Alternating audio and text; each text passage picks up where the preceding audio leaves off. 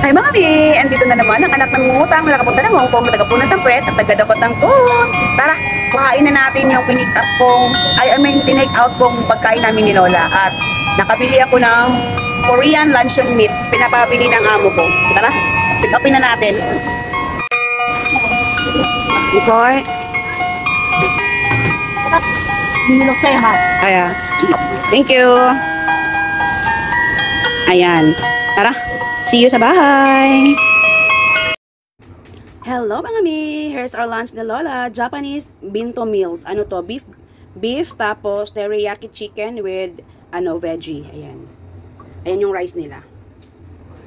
Beef and teriyaki chicken. Tara, pakainin na natin. Hi mga mi! Good afternoon again! And dito na naman tayo sa ating lunch serye with Lola! Hi! Good?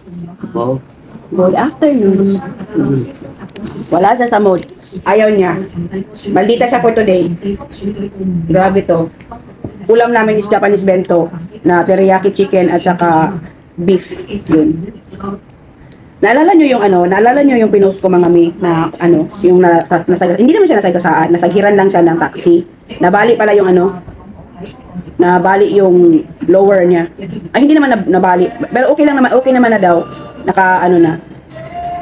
out of danger naman na lang siguro yun na na-dislocate ba. Tapos dati pa talaga sinabihan na talaga ako ng amo ko, huwag kang mag-jaywalking kasi kapag nahuli kang mag-jaywalking hindi talaga kita tutubusin. Sinabihan niya talaga ako. Hindi kita tutubusin, hindi kita babayaran. Pay with your own money kung gusto mo, sabi niya gano'n sa akin. Kaya ito si Lolo, lagi ko itong pinapagalitan kasi kahit hindi pa naka-green light, naka-green light pa lang kasi yung sa sasakyan na area. Pag nakita niya na tumatawid na siya, ay tawid ko, bahala ka dyan, tumawid ka mag-isa mo, huwag mo kaming idamay ni Lola. Dati nagagalit yan pag hindi ako sumusunod sa kanya.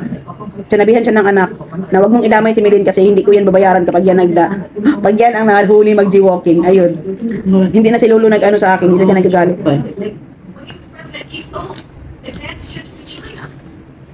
Naanuhan kasi yun. May kasama siya ba? Umiinom sila ng kape. May kukwentuhan. Hindi sila dumaan mismo doon sa may zebra line ba para sa traffic light. Nag-shortcut sila pagtawid. Nasa gira ng taxi. Tumawag naman yung taxi agad ng pulis. Kasi hindi naman talaga niya kasalanan. Although may lagi naman yan kahit hindi kasalanan ng taxi driver. Taxi pa rin ang sinisisi.